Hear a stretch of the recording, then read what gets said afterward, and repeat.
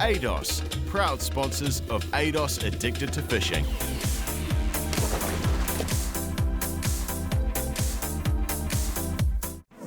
I'm Nicky Sinden, and since I could hold a handline, I have been addicted to fishing. Whether it's straylining for snapper, jigging for kingfish, dropping deep for harpooker, or jumping in and going spearfishing, I love it all.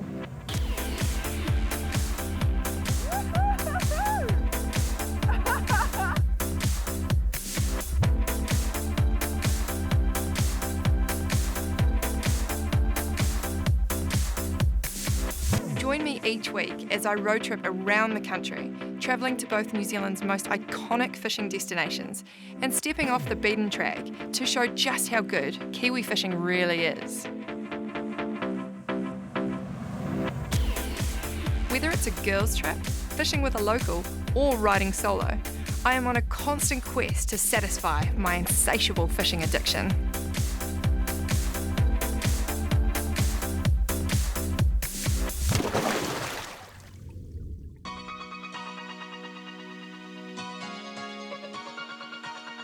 Welcome to ADOS Addicted to Fishing.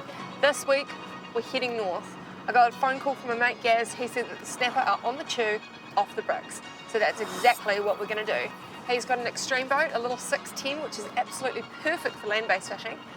His dad's gonna come with us and drop us off on the rocks in the morning, and hopefully we can come face to face with some nice, delicious Northland snapper. This week on ADOS Addicted to Fishing, we're fishing out of Oakra in the Bay of Islands with legendary drift car racer and fisherman Gaz Whiter. I've been fishing since I was 8. We used to go down the Kaipara Harbour with Pop and Dad, and that's how I pretty much started fishing, with big weights down there. There's a lot of tidal flow down the Kaipara, and that's how I learnt circle hooks and big weights, and anchor up somewhere, no burley, nothing, and go at it. And that's how I thought fishing was for my whole life, until I moved to the East Coast and got to know some mates that were into fishing and got back into it and loved it. Loved everything about the East Coast, so haven't stopped since. So the plan for Nicky and I is find a good looking spot, nice and deep. I think the water's really clear at the moment, so we'll find a nice deep spot and kelpie spot and get the old man to drop us off the extreme, and he'll go do his thing, we'll do our thing, and hopefully we can produce a fish. It's been fishing all right lately, so I'm sure we'll be able to get something. Sweet, so that was a seamless beach launch. Absolutely no swell today, so it was a textbook. This is Gaz. Tony's over there. I've got my sidekick Dave, and we're hitting the rocks. Hopefully. We are. We'll be fine. Not literally. No, we don't want to hit into the rocks, but. So this is the Extreme 645. Sweet boat. Didn't use my boat today because it's a little bit too big to try and get up onto the rocks, but Gaz and Tony offered to take us out in theirs, so always good to have a look at a different model of the old Extreme boats. You pretty happy with your boat? Yeah, we're pretty stoked though. We got we sort of ummed and ahed about what size to get. Yeah. And I had quite a horrible driveway to get down. Yeah. So we chose this boat because it could run on a single axle trailer. Yeah. And yeah, it's been great. It's perfect size, I reckon. I jump off it a lot onto the rocks, but and Tony how thinks is we're that crazy doing it, but it works all right. Like, you find a spot and a nice ledge, you know, and it's pretty easy to get off. So we're just coming up to the rocks. Day's breaking. First thing we're gonna do after we get all the gear off is put that belly in the water. So excited. Absolutely love land-based fishing. It's probably one of my favourite ways to fish. Have you fished here before? Yeah, we've fished this once. We just sort of found it with a group of my mates, and all this area, there's just spots everywhere, so it's just nice and easy to get in here with the boat, you know? Yeah.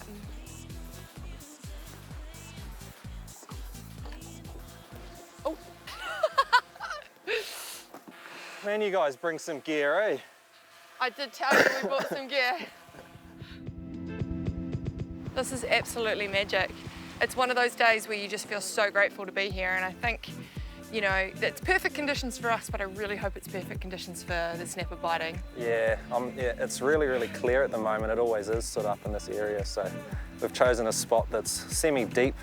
Normally at this time of year you want to be quite shallow, but it's so clear, and hopefully we can drag them up. It's nice and kelpy, and they'll be mooching around in the kelp there and all the structure.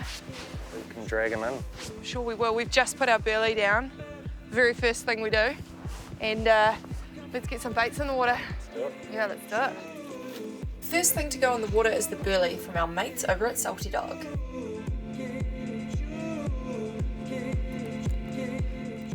Right, so we're just using some 80-pound fluorocarbon leader, and then I've just thrown on 2 10-burrow hooks, and then we've got 15-kilo line as the main line. The big stuff. The big stuff. I love these blue mackies. Look at that for a bait, that is just magic. If I was a snapper, I'd definitely smash that. I'd look at that and go, that needs to die. You're gonna catch me a snapper. Chat.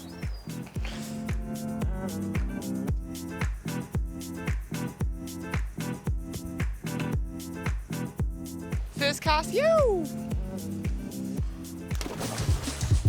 Coming up, the burley has been set and the crew are ready for some fishing action.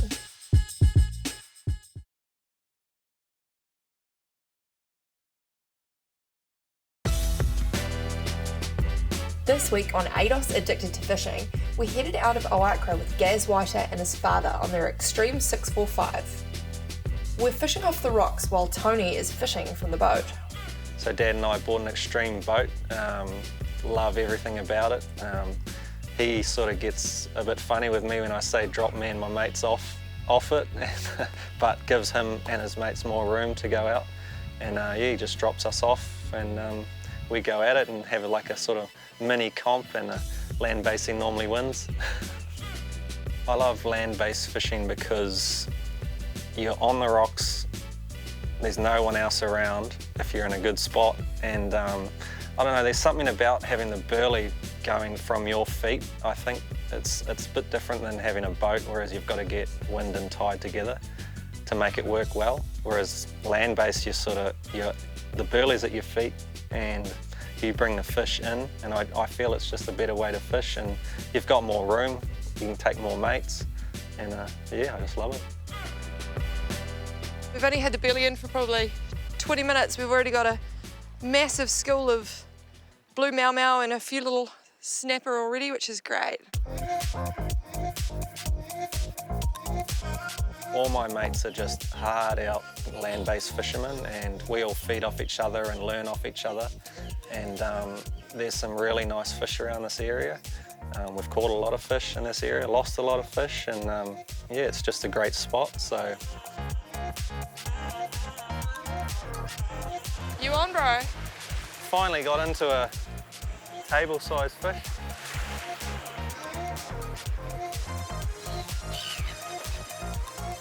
You!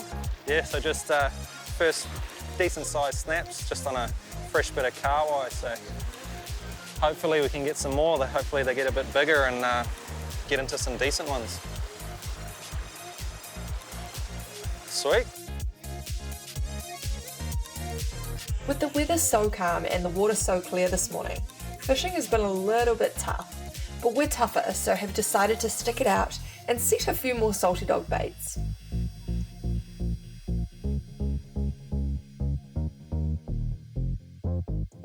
We got our hands on a kahawai and thought we would try our luck at live baiting for any kingies in the area.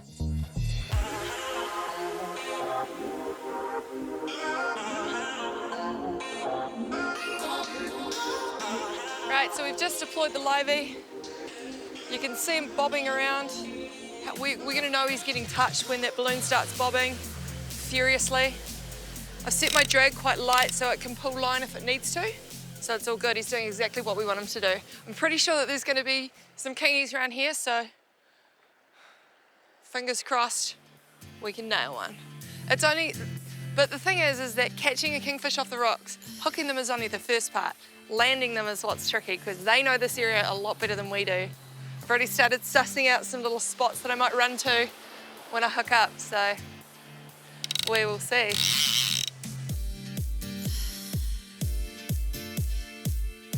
So what I'm doing is sort of working the area like a grid. You know, there's lots underneath the wash and the water here, there's lots of gutters and, you know, structure, and I'm just trying to identify where the fish are because they're quite territorial. Come on, I've got a big bait, so I'm sort of letting him eat it a bit more before I strike. So that on my Ocean Rose and Bay Runner 8000 setup here, I've got 15 kilo line, but I've got a J hook. So I do have to strike, and I've got mullet as my bait. Just visualizing a massive snapper with a massive head, and it comes along, and it sneaks up behind my bait, and it just goes rah, and it grabs it, and it gets hooked, and it's got a big, thick, long tail. Creative visualization happening right here, guys. True story. I can see it in my mind's eye. Said my fishing prayer this morning to the fishing gods.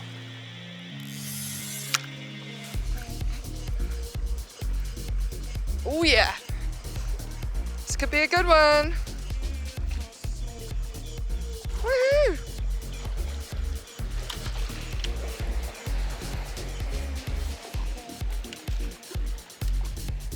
Come on, mate, it's all right. It's all right. So what you sort of notice with these fish, the ones that grow up and live in the kelp, is that they're browny and sort of a lot more bronze. They're absolutely gorgeous fish.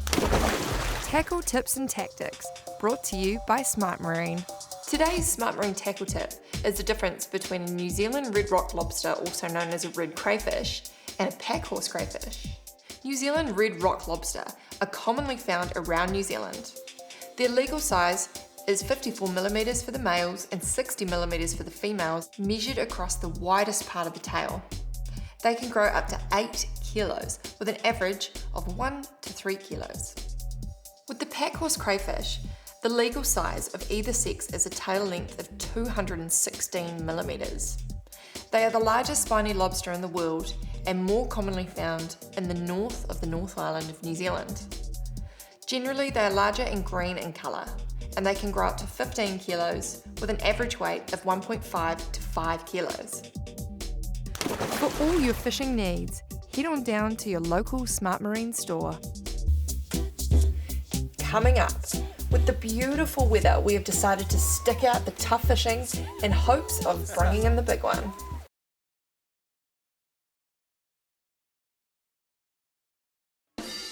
This week on ADOS Addicted to Fishing, we're fishing out of Oakra in the Bay of Islands with legendary drift car racer and fisherman Gaz Whiter. Growing up fishing over in the Kaipara, we sort of had one style of fishing. That's all that the old man and my grandfather knew, so I thought that's what fishing was, just big weight and circle hooks, and I didn't even know they were circle hooks. You know, they were just a hook to me, and would go and catch a feed every time, you know. Decent sized fish from what I remember. So yeah, it wasn't until I moved to the East Coast and found a different way of fishing, and that really sort of got me excited and back into it. So yeah, well, I finally found a style of fishing that I really enjoyed. So I got fully back into fishing. Every weekend I was going out without fail, no matter what the weather. I'd always find somewhere to fish, and this coastline's good for that because you can always find a sheltered spot. If you really want to fish, you can get out there and do it. It's pretty bright today. A little bit. The old man's probably cleaning up over there. Probably. Starting his own work up over there with a few birds. Yeah. You obviously love your land-based fishing, and there's probably quite a few land-based fishers at home watching this that, ooh, gosh, you're welcome to come back and do that again, Fish. Yeah. So there's probably quite a lot of land-based fishermen or people that want to go land-based fishing that are wondering what constitutes a good spot. Like, what do you look for when you look for a good fishing spot? It depends on the time of the year and like how clear the water is, I think. Today we've chosen a deep spot because it's really clear, really nice day. Luckily it's getting into winter, so yeah. Yeah, it just depends. I like to fish where it's harder to get to, where you sort of can't really walk to, so that's why we use the boat. People think we're a bit silly, what's my old man especially, dropping us off on the rocks all the time, but I think it just gets you away from the fished areas more than anything. And yeah, just the group of mates I fish with, they're really good fishermen. Obviously growing up in Northland, everyone fishes, so everyone feeds off each other and learns techniques. I think it's good to go with different people all the time and learn what they do, constantly, you know, learn and new things. You've got to see it for yourself, you know. So yeah, just getting out with different people and just having a good time. So your trace trick might have worked. Maybe my trace trick worked. I just dropped down from 80 pound to 60 pound.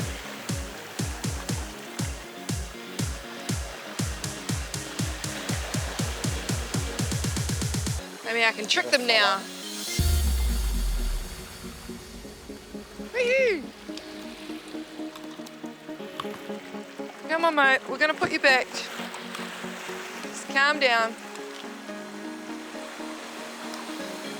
Come on. Beautiful Northland snapper. Very carefully released there. The old slide over the hand trick. Another nice little snapper.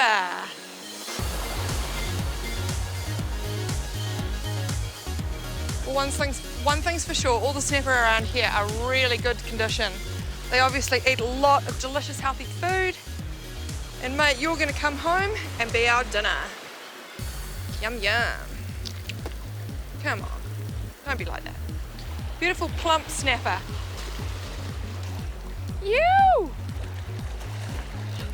He feels a little bit bigger.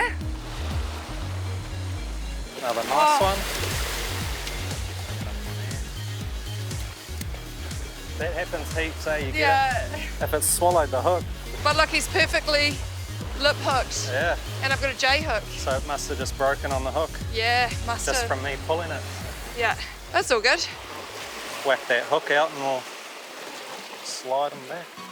Yeah, there's quite a bit of a reef structure that way, eh? Yeah. See right there. Here we go.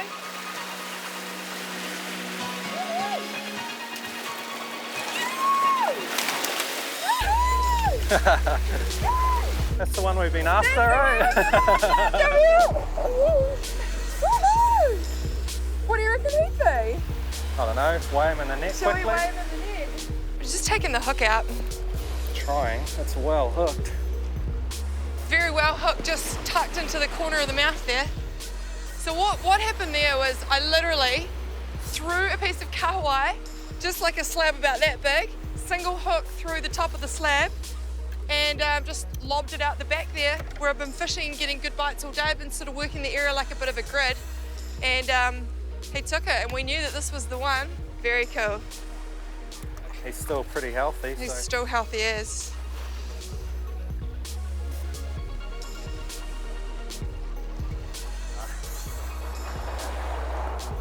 Whew. He's quite heavy. Yeah, good fish. This is a beautiful moocher now. Whew, that was quite the fight. I think this one came to like 15, 16 pounds. Yeah, just over 15. So oh, awesome. Nice fish off the rocks. Yeah, not too bad. Definitely put me through my paces, but we got him and we'll definitely release him in a moment. But I just wanted to say a quick thank you because this is the end of the show. So thanks Gaz, thanks Tony, thanks to your beautiful 695 Extreme. It was an amazing boat and perfect to jump off on the rocks. So that's it from us at ADOS Addicted to Fishing. We'll see you next week. Yes. Yo, let's get him back. Yep.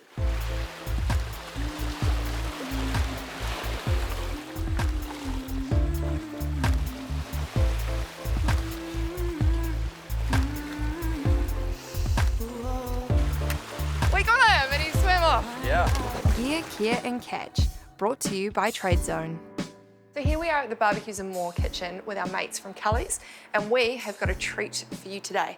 So obviously we've just caught some snapper and always like to find something a little bit different to do with our fish. So today what we're going to do is we're going to coat our fish, grill them, and then put it on top of a delicious Asian slaw with a beautiful dressing made of Cully's Sriracha Sauce and miso paste with a bit of Greek yogurt. So first things first, we're going to get our Cully's barbecue salt. We're going to take this and we're just going to sprinkle it over the top of our fish here and then press it down into the fish with your fingers. After that, we're going to take a little bit of butter and we're going to grill it on our Sabre grill, thanks to our mates at Barbecues and More.